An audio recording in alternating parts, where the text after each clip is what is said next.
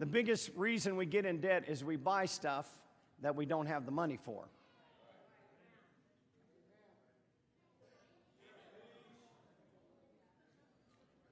We think we'll pay for it someday.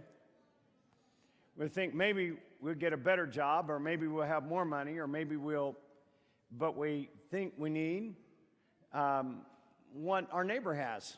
Everybody look at your neighbor. Do they have something you don't have? Don't you want what they've got? Doesn't their stuff look better than your stuff?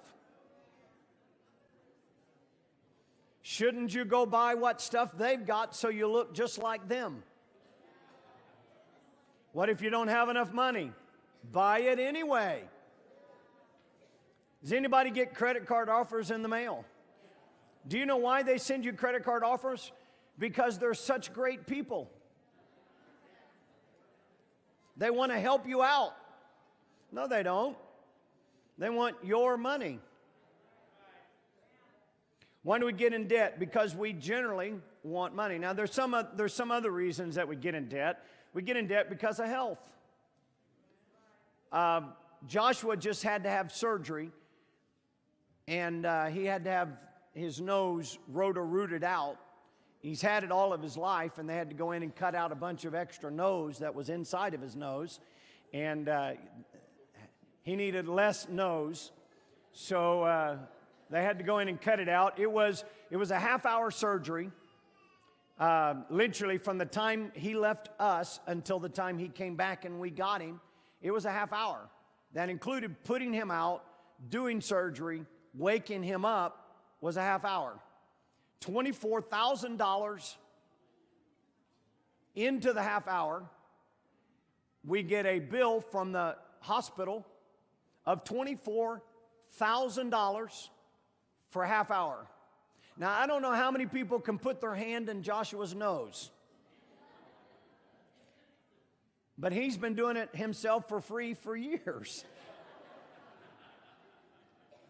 If he only would have learned, he could have charged for himself to put himself in his nose. And luckily, because we've recently changed insurance, had we had our old insurance that we had last year, my wife and I figured it would probably have cost us $12,000 for that surgery out of our pocket, plus what it would cost us almost $2,000 a month for our insurance. So over last year, that $24,000 surgery would have cost us $24,000. And the insurance company would have paid for half of it. So because we do have a different insurance policy today, we ended up getting a bill or a explanation from our insurance company that said because we had insurance, they reduced the price from $24,000 to $16,000. And then my insurance company paid all but $35.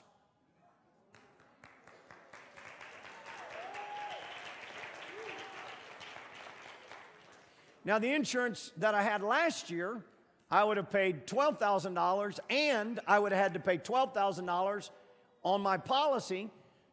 My new insurance company, I paid $35. Now, I don't know, in America, that just doesn't make sense to me. But that's the reality, and sometimes we get caught in, how many folks take medicine? How many folks have to pay something for the medicine that you take?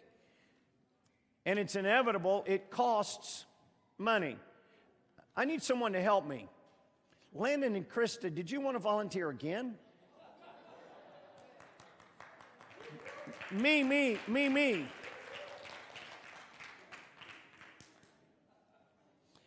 As they're joyfully coming to the front, 1 Timothy 6:10 says, "For the love of money is the root of all evil." Who in the room loves money? A couple of you said, yes, I do. You just can't help yourself. Have a seat. Make yourself comfortable. You know what? Y'all just may volunteer every single week in the whole 6 weeks. That would be awesome, don't you think? Happily married young couple, show them how happily married you are.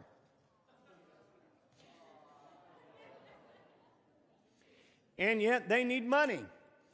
Landon, and I don't mean to reveal anything personal, but Landon has just got out of college. His first year out of college, and he owes money. I don't know how much, and it doesn't matter. None of your business. He owes money to his college because he got a college education. Let me start off by saying, young people, it's really worth every single young person in church getting a college education.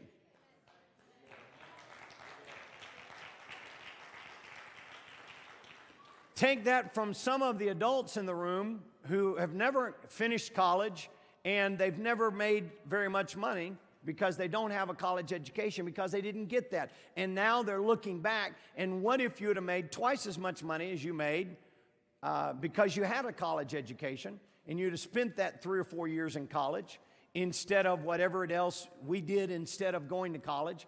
How much of a benefit it would be. Most of us, and our economy is changing. What used to be true in Elkhart, Indiana, you could get out of high school and go make $1,800 a week the day you graduated from high school at a trailer factory and work yourself into the ground, and at 50, your body would be broken down, and you would have spent all of that money and have very little to show for it. And in our society, you'd be on drugs in order to keep the pace. That world is going away. They're shipping jobs to Mexico. The manufacturing sector is shrinking. For those of you that are Elkhart, Indiana young people, I want to tell you, you need to go to college. I want you to hear that first of all from your pastor. You need to go to college. You need to find a way. You need to borrow the money to go to college if you need to borrow the money. And don't get a liberal education that doesn't pay. We really don't need people who study art and starve. You need a good job.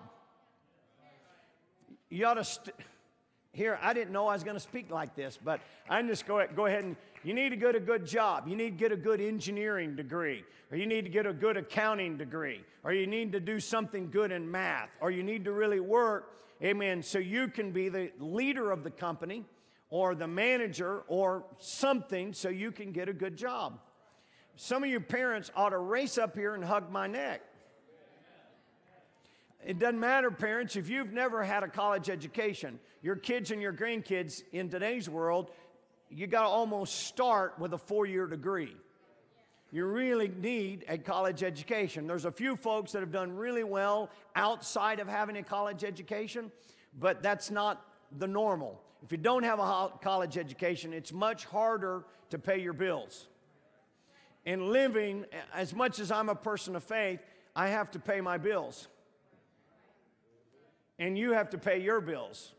And you just wait. Some of you young people that think, I'm 17, I'm a man. You know what? You know when you get to be a man? Parents, you're going to love me for this one. On your own 2 feet and your own bills. When you're paying all your own bills, you make all your own decisions. Parents, grab your kids' ears and twist it a little bit if they're not paying attention. Just give them a little twist. Say, pay attention, he's preaching to you. So we're talking about finance and family finance and marital finance. It's really important that you do well. And one of the ways that you struggle is in borrowing money. So we're going to learn today how to manage money. There's your pot.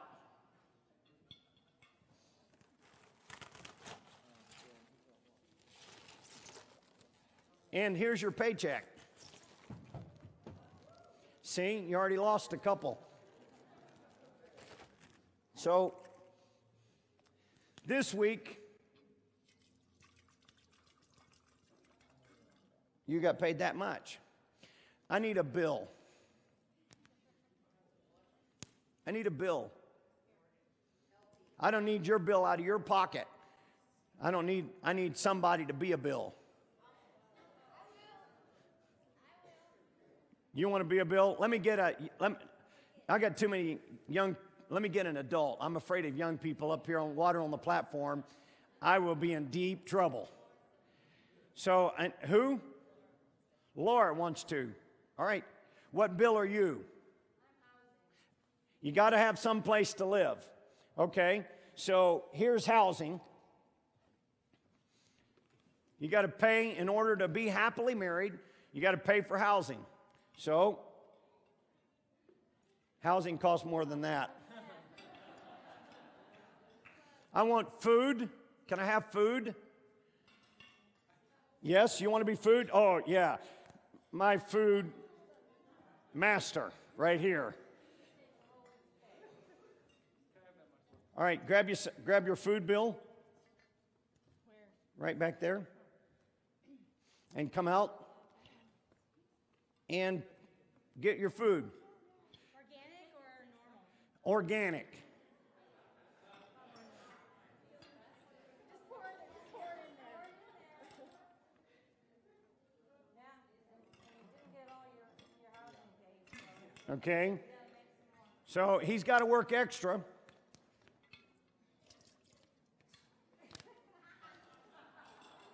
Those part-time jobs don't pay a lot.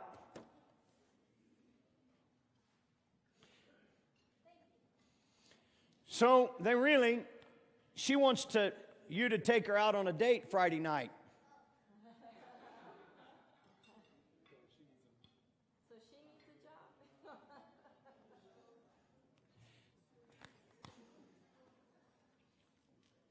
she needs a job. So how are you going to afford it?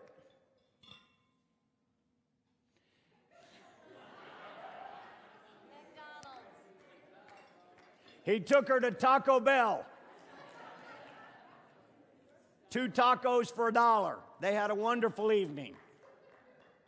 Next week, he gets paid.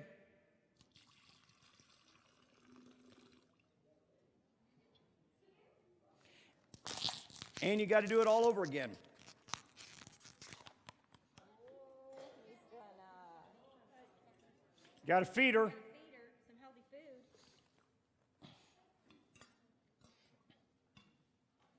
All right, let's say the bills are okay this week, and he ends up with a little extra. You need it. The month's still young. So she sees a pair of shoes. They're a little more than what he's got in there. So what we need is a credit card. I need a credit card. You want to be the credit card? Your Visa, MasterCard, Discover, or what?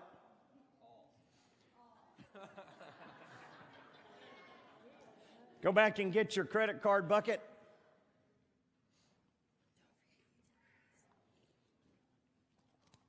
And you got to take her out, and that's not enough. So you got to spend it, give it to him. Yeah, you got to get that money somewhere. Now you owe him, and you're going to have to pay him. You're holding a little bit back. McDonald's, $5 value meal this week to take her out. So the problem is you always end up spending more. And so then at the end of every week, when you get paid, it's always a stressful event because you got to pay for, you got to have a car. Where's the car? Come on. Hurry, what kind are you? Now, look at her. What kind of car do you need to have a pretty girl like this in? I don't know. What does she demand? 2007 Chevy Aveo, light blue. That's what we drive. That's what she A used car. All right. She's not developed her tastes yet, so she will. And don't you have to have a car too?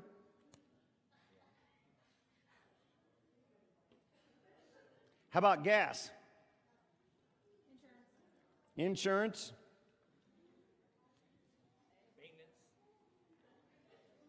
Oil change.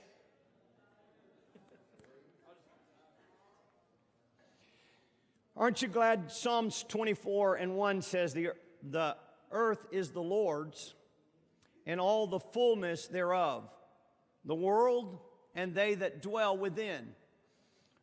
So who does your money belong to? Let me ask the question again. Who does your money belong to? Who does the world belong to? And everything that's in the world belong to? Who does your health belong to? Who does your intelligence belong to? Where did you get your ability to do whatever it is you're doing? Did you put any effort into it? Might as well say yes, because most of us put some effort into whatever it is we've learned. I mean, we've got manufacturers, we've got carpenters, we've got engineers, we've got train guys, we've got elevator guys, we've got guys who are educated and guys who are extremely skilled, blue collar, but it all comes from God. And so you haven't been paying tithe. You're right. But I'm telling you to now, I guess that means I get a bucket. When do you pay tithe? Well, the Bible tells us that everything belongs to God and that we ought to give God our first fruits. So when He gets paid, it's another week has gone by.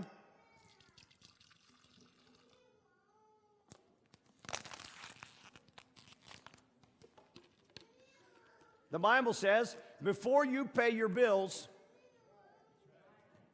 before you sit down and figure out how you're going to get through the week, before you're intelligent enough and gifted enough to figure out how to pay all your bills, you need to take a step of faith. You see, I said in the very beginning, if you look at the top of the page, it says money is a revealer of your heart. It isn't about that I need it. It's not about the church needs the money, but you do. You need to put God first in your life. And whether you pay tithe or not, it reveals whether you're putting God first or not. Or if you want to pay tithe after you've figured out and paid all of your bills, and then you're going to see if there's enough left for God. You know what? There never will be. Because you can spend more money than you make. And if you're left with your money, and it's your money, then you can spend your money however you want. But if you look at your money as God's money, then you think about your money differently. And you think, you know what? God has blessed me so much that I want to put God first in my life. And so I pay tithe. So he gets his paycheck, and then he... Yeah, that's 10%. He gave a little offering this week, too. And now it's time to pay your bills. Who are you going to pay? Credit card. Well, she's got to eat first, right? You got to eat first. Before the credit card, right? You got to eat first. Don't lose your house. Boy, she's really... Would you like to be married to her? She knows exactly what. I've got to... Help me here, would you? I bought... Grab that whole stack. Set that whole stack out here. I bought Dave Ramsey's Financial Peace University. This is probably one of the best resources. We've done it and gone through it on our church several times. If you don't have one of these and you've never gone through a Dave Ramsey, I'll sell you this book for $5. It's a $10 book, $9.98 on the cover. I bought them for a penny on Amazon.com, and it cost me $4 to get them shipped here. They're used. I'm saving you money. I'm showing you how to do it. I bought these for a penny. I paid $4 shipping, and I've got them here for you. I'm going to sell them for $5. Why? Because I want to make a killing. They're used or gently used, and you can read this. I only have this much time, and I can't teach you everything that you need to know about financial peace and being able to control your finances, but I do want you to understand it, and I'm going to lay these stacks right here. And again, they are gently used, but they're cheap. And you know what? A gently used book still has the same information in it that a brand new book has. So I have to buy a lot of books. I buy a lot of books, and I buy a lot for a penny because I can. You can go on to Amazon and find it and get it shipped very, very cheaply. The earth is the Lord's. 1 Corinthians 10:26 repeats. Proverbs 22:7 says, the rich rule over the poor, and the borrower is servant to the lender. How many in the room owe money? You owe something, a car payment, house payment, credit card. How many, let's try it again. How many in the room owe money? We had a young man who attended this church a number of years ago.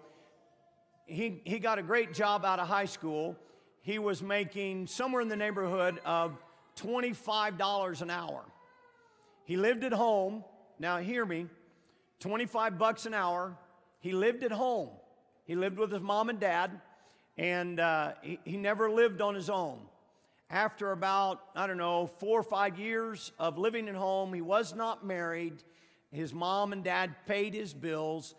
He had a credit card debt of $30,000. $30,000. He attended this church. I've worked with him. He ended up getting married and carried with him $30,000 indebtedness in credit card debt. And you know what he owned? Nothing. He didn't own a house. He didn't own a nice car.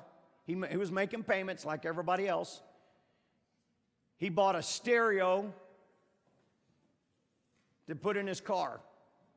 The only thing he could point to when I started talking to him was a stereo that he had bought in his car. But you know what? That car broke down, and he had to get rid of it and buy another car and make payments. I had a young man come to me. He was making $1,800 a week working in the factory here in Elkhart. Great money for somebody straight out of high school, no college education. He was working like a dog. He got hooked on drugs because his body hurt because he worked so hard and so fast. And he owned nothing. He rented a house. He couldn't pay for it. He couldn't pay for the stuff that he had. He was so deep in debt that he couldn't pay his bills. He was making $1,800 a week, $1,500 on a bad week, and he couldn't pay his bills. Let's say if it's right at $2,000 a week, that's $50,000 a year. He didn't pay tithe, and he was so far in debt, he lost everything. He didn't own anything when he ended up here. You need to, I'm sorry, I forgot to pay you. You need to get paid. You need to divvy it up. What do you start with? Can't get my tithe.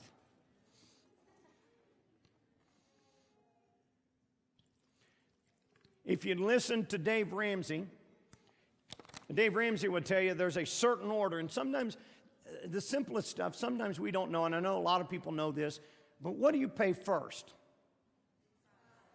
Okay, what do you pay after your tithe? What's your most important bill? Your house. You should never make some other payment and not make your house payment. You have to have a place to live.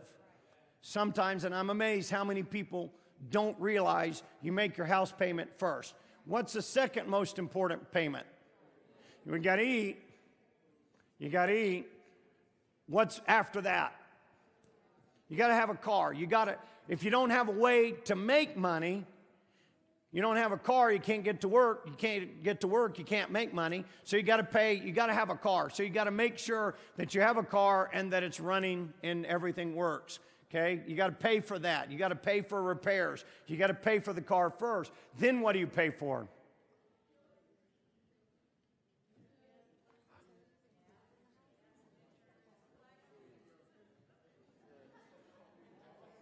Everything else.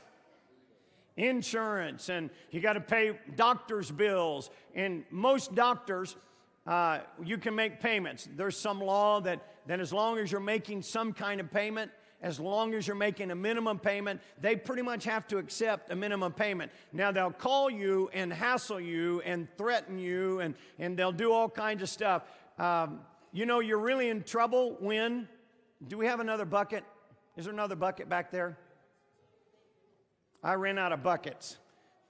So here, this one's going to be a different bucket. I need someone else to help me.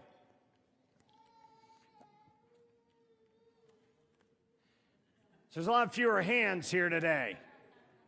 All right, what you are is another credit card. So you end up with another credit card,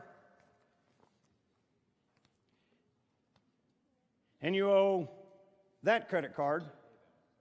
Well, who's he? He's a credit card.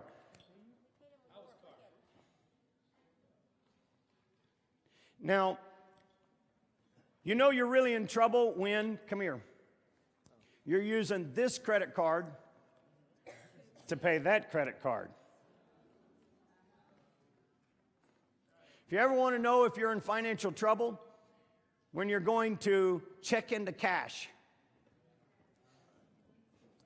If I ever hear that you go to check into cash to get money, you need to meet me in my office. You need to have a discussion with me in my office before you ever go to check into cash. Don't you ever do it. I don't have any authority or control in your life except for that you give me. And I'm telling you, there's no sense you paying I just had a relative go to check into cash, and they wrote a couple $100 check, and what was it, a 300% interest? That if they didn't pay it by a certain time, it was going to be 300%. Don't rent your furniture.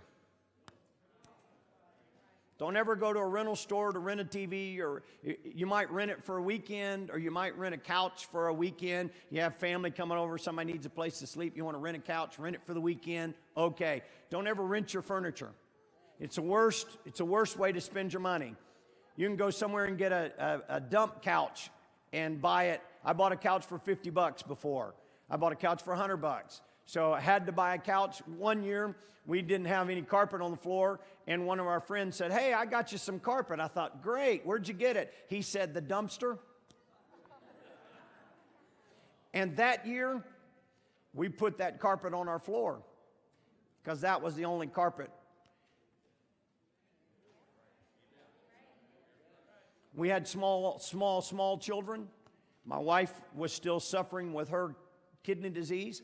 There's one point in our life I was making $160 a week, and my wife cost me $145 a week in medical expenses.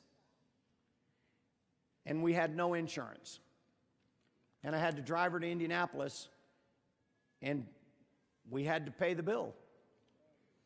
And it was very difficult. I'm not telling you from a place of luxury that you need to avoid some things, because once you start paying this debt with that debt, you know what? You're one of the debts. Your money just goes. And now you need that debt to pay that debt. Pay it. Pay it from there into there.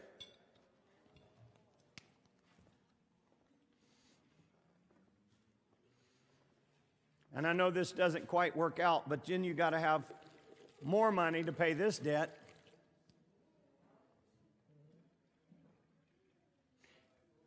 and then you owe this money to this guy, you know what? You're in serious trouble. Because you're just getting deeper and deeper and deeper in debt, and then you end up having to file this thing called bankruptcy, which means I've spent too much money, and I'm not going to pay the people that I spent money. And morally, that's a problem. Not everybody that files bankruptcy can help themselves, but bankruptcy should not be one of our options. And in our society, we do it a little too quickly. What's the danger signs of being a debtor? Living on credit instead of paying cash. You're delaying payments instead of paying the minimum due. It's a trap. You're unable to tithe or save. You're unable to pay taxes. You have extravagant spending. You're constantly looking for get-rich-quick ideas. I'm going to say this. You've heard me say it before, so I'll try to hurry. How many people, don't raise your hand, how many people in the room play the lottery? Don't raise a hand. Please don't. Please don't confess. Please don't. But you need to confess in your heart. Do you know playing the lottery is gambling? Do you know in gambling, the house always wins? Do you know you have a 1 in 12 billion chance of being the guy that wins? Do you know that the reason the state has lottery is because it's a tax on stupid? The only reason they do the lottery is because they make so much money. If they give away $100 million, they've made hundreds of millions of dollars on these people, and I've seen them go in and buy $5 in gas and $7 in lottery tickets. And I've been standing in at 7-Eleven, watch them, and I actually saw a lady come up with milk. She had bought $5 in gas, and she had a gallon of milk, and she wanted so many lottery tickets, and when she opened up her wallet, she put back the milk in order to buy lottery tickets. Now, you're not that lucky. Turn to somebody and say, you're not that lucky.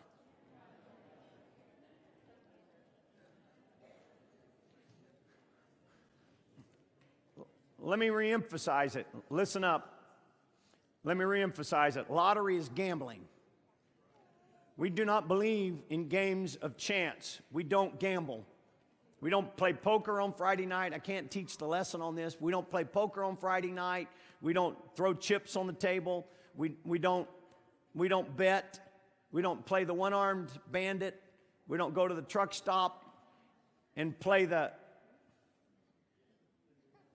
what's the machine at the truck stop? Those blackjack in some of the truck stops. Turn to somebody and tell them, we just don't do that.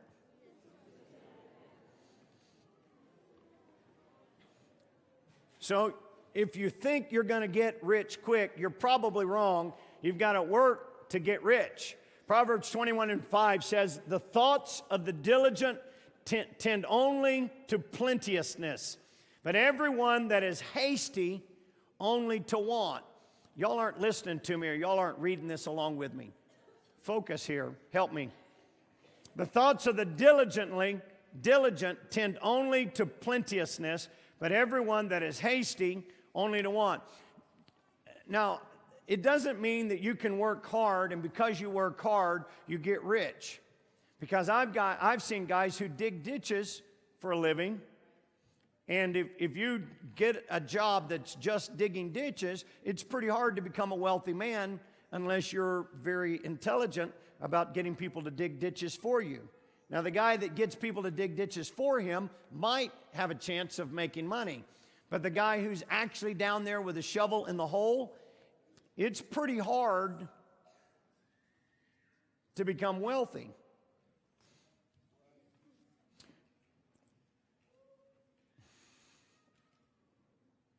Hard work does not equate itself with wealth. You can work very hard all the days of your life and not end up wealthy. I have brothers that are millionaires. I have a couple of brothers that are millionaires. And they worked very hard to become millionaires. They worked very hard to do that. And now they're not working very hard. Other people are working very hard for them. But they are not working very hard. They're relaxing and headed to retirement because they had an idea that other people didn't have at the time, and they worked it very hard, and now they're in a different position. So hard work does not equate itself. No matter what you tell your kids, don't tell your kids hard work equals money, equals success, because it doesn't. It takes hard work at the right job, doing the right thing the right way in order to get where you really need to go. Somebody say that's a truth. So you need to get out of debt. How do you get out of debt? First thing you do is you stop spending. Quit buying her stuff.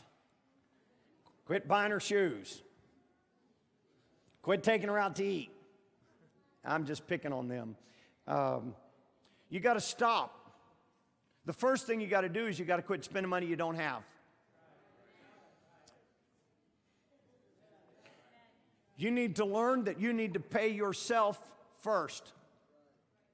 You're the most important part in the equation. And you need to set money aside and save it. You ought to save every week, every paycheck. You ought to be saving money.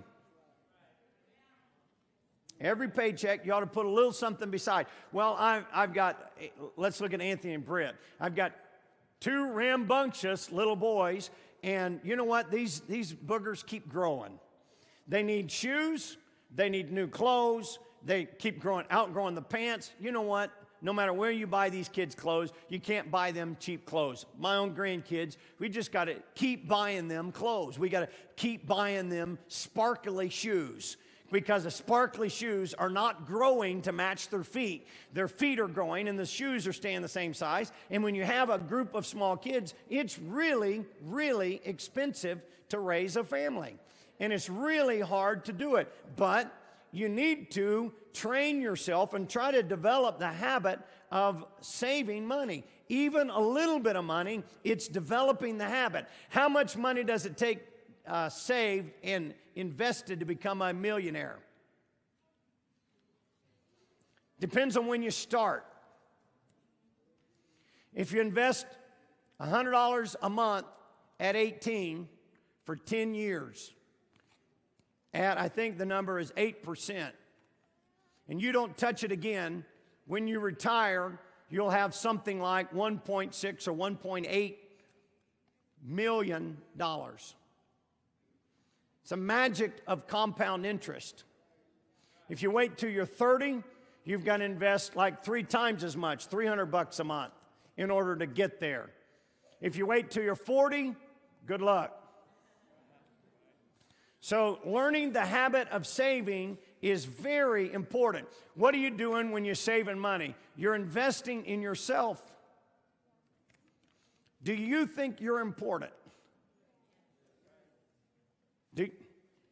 Well, I'm amazed. Do you think you're important? Do you think your family's important? The least you should do is invest in yourself. Dave Ramsey says you need to start by going for $1,000. If you do not have $1,000 in the bank, you need to start investing or start saving in order to get $1,000 minimum. Because you know what? Emergencies happen. When we were newly married or had kids, do you know what? Somebody would break an arm. Isaac fell off grandma's steps and broke his collarbone.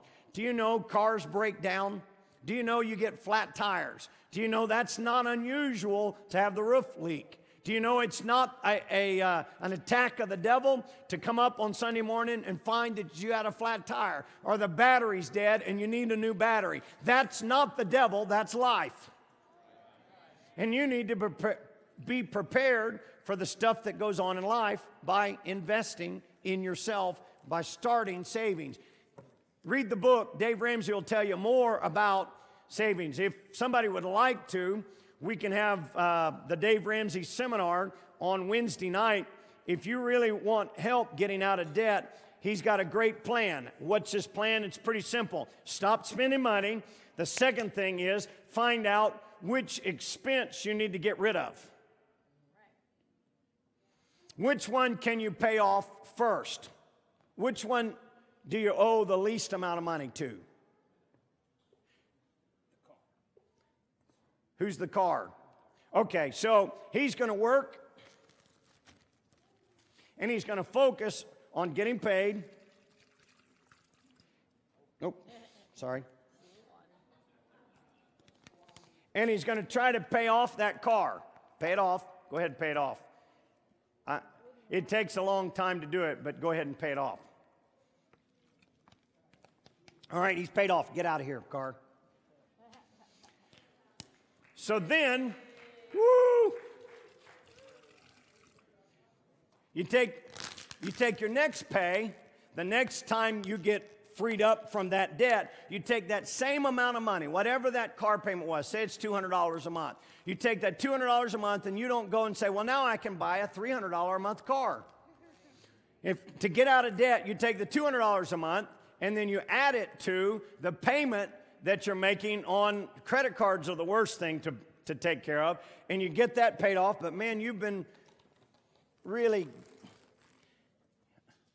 owe the credit card. You need another paycheck. It's going to take you another couple months. Pay more on that credit card. And he's taking his car payment, his $200 a month car payment, and his $100 a month credit card payment, and he's making $300 a month payments on that credit card to get that credit card cleared out of the way. You need to get rid of credit card debt. Okay, I'm going to say that one again. If you owe credit cards, you need to focus on getting rid of credit card debt. If you've got a debt, does anybody have a debt that just makes you mad that you owe that? Just kind of, I just hate making that payment. You might want to focus on that. Whatever it is makes you mad, get rid of that first. Because really, going through life angry, it's kind of hard to have a happy marriage. It's kind of hard to have happy children when mom and dad are fighting over which payment to make. So, you got to get him paid off. So now you're going to take your $300 a month and pay it off, and you get him paid off. And then you're going to focus on your next paycheck and your next month's payment, and you're going to start applying that because you borrowed money to pay him, and now you're owing him and what you borrowed there, and you really owe him. So, but now you can pay $300 a month plus the $100 a month that you were paying him, so you're paying $400 a month, so you're really throwing the water in there, and eventually you can get that credit card paid off, and you'll be free of credit card debt. It may take you 3 years or 4 years or 5 years, but listen, in 5 years you'll be debt free. And if you don't do it, then in 5 years you're going to be deeper in debt. And why not go ahead and do it so you can get debt free at some point in the future, and you can be freed up, and then you can start saving money. Think about it. You've got now $600, $500 or $600 a month freed up. Anybody would like a $500 or $600 a month raise? Anybody think life would be different if I had $600 extra a month? So, in order to get there,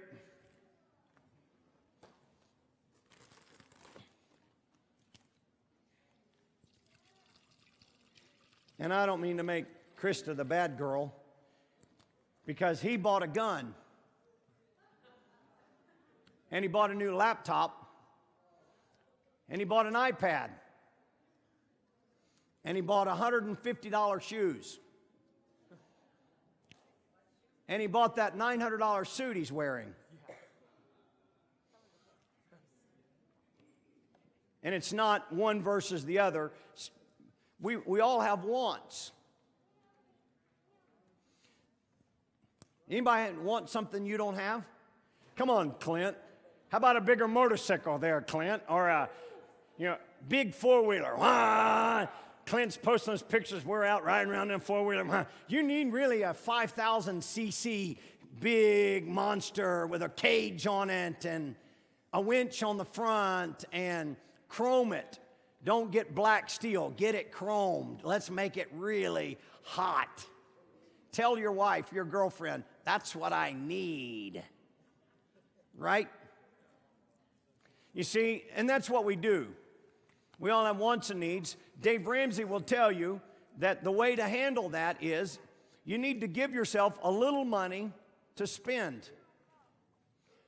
And everybody ought to have a little money to spend. Dave Ramsey has you put it in an envelope, and you take whatever it is, $20 a week. The husband gets $20 a week. The wife gets $20 a week, mad money. And if you save up your mad money, you can buy whatever it is. It costs $100 after 5 weeks. It takes a bit of time and this little thing called discipline. And I don't know, y'all aren't running around and shouting today. For some reason, you're not just, woo, thank you, Jesus. But I tell you what, if you'll listen to me and you'll pay off your bills, you will go, woo, thank you, Jesus. And when a missionary comes through and you say, you know what, I feel like giving him $500, you'll have $500 that you'll be able to give him. And then you'll say, woo, thank you, Jesus. What a great God that we've got. What blessings God has given me. And I want to be a blessing to somebody else. What time is it? It's almost 1 o'clock and I'm not quite done. Look at the 10-10-70 principle. 10% tithe, 10% savings, 10% into debt reduction, and then 70% to live on. We're on page 2. We're talking about 9 specific steps to get out of debt. Become debt-free. Commit to it. Say, I'm going to become debt-free. Y'all aren't listening. Say it. Maybe we need faith here today. Maybe there's a lack of faith in the crowd. I want you to say it again. I'm going to become debt-free. I want you to say it again. I want you to say it like you believe it. I'm going to become debt-free. I'm going to focus on becoming debt-free. So I'm going to commit to it. I'm going to start paying God and yourself first. Matthew 3:3, 1 Corinthians 16:13, Deuteronomy 14:23. I'm going to start the principle of tithing, saving, and debt reduction. You list it out. Proverbs 24:3, a house is built by wisdom, becomes strong through good sense. List everything that you have out and what you owe. Figure out where you're at.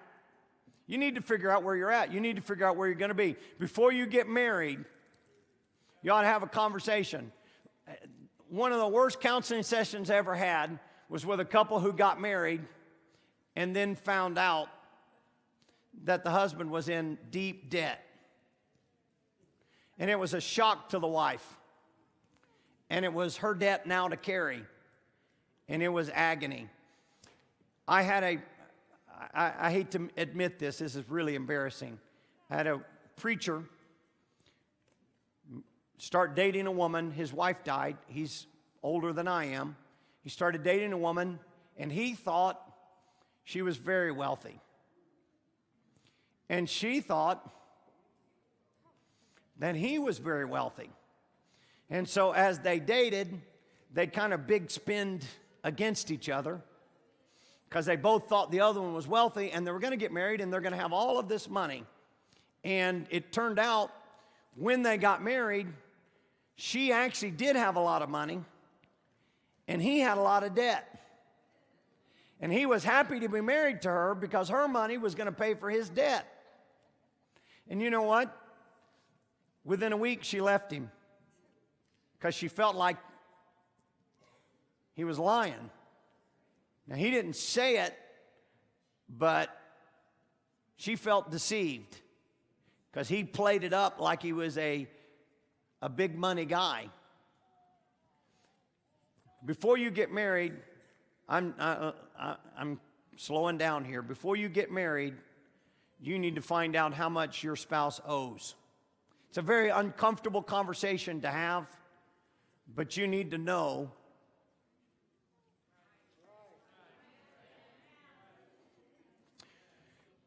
especially if you're a little older, young couples that neither one of you have anything, it doesn't really matter. But when you're a little older, it really does matter. So sell something on eBay. If you're having trouble, get rid of something. Set up a repayment plan. Call your debtor. It's the funniest thing. Most people who are in debt try to hide from the people they owe money. Don't hide. Call them. If you end up sick and you end up off, you know you're going to be off work for 2 months, call your debtors. Tell them up front. Say, look, I broke my leg. I'm going to be unemployed for a period of time. My money's going down.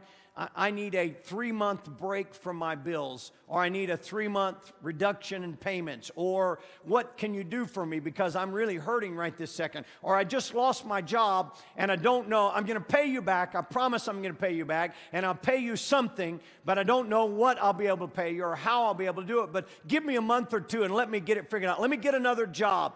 Call the people you owe. Tell them. Generally, they just want their money to get paid back eventually. And you need to communicate instead of running and hiding. If they have to chase you, 90% or 95% of the population runs and hides from their debts. And it will surprise them, and you can tell them when they act surprised, well, I'm a Christian, and I believe in paying my debts. And then do that. Then pay. That's a weak amen. I just keep getting weak amens. Buy the book, Total Money Makeover, Dave Ramsey. You've got it for $5 today. Add no new debt. Share your plan with your creditors. Tell them what you're going to do. Stick to it and trust God. I'm gonna quit. I got more to teach, but I'm going to stop on this point. You know what? You owed a debt that you couldn't pay. And God forgave you. Listen, God forgive you. You can never repay God. You can't repay God. And so God forgives you of all of that debt that you owed Him, all of that sin, and you're free from that sin. And how good is it to be free from sin? Stand with me if you would. I asked you,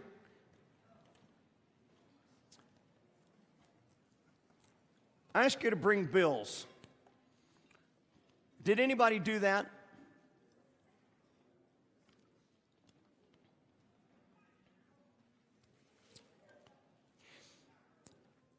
I'll say that again.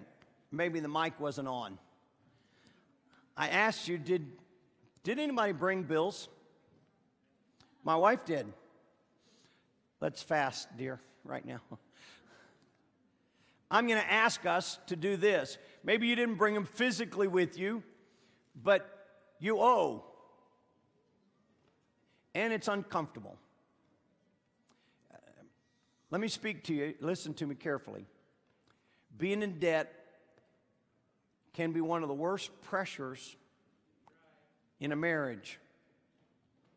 It causes arguments, it causes fights, and then you get him versus her. He wants this, she wants that. How do you split that $20? And then sometimes resentment builds because he got the $20 spent on him and I didn't get the $20 spent on me. And it can cause pressure. And it can destroy marriages. Financial pressure can destroy marriages. That's the reason I don't want you to be under financial pressure. And I'm going to ask us to do this. I'm going to ask us to gather with your family. And I'm going to ask you to bring, if not your physical debts, bring the thought of the debt that you owe to an altar. And I'm going to ask us to literally lay it down in front of God. I believe that if God's on our side, that God can give us financial miracles and financial favor. Amen. And if we'll put God first, God will put us first, and God will help us with our bills.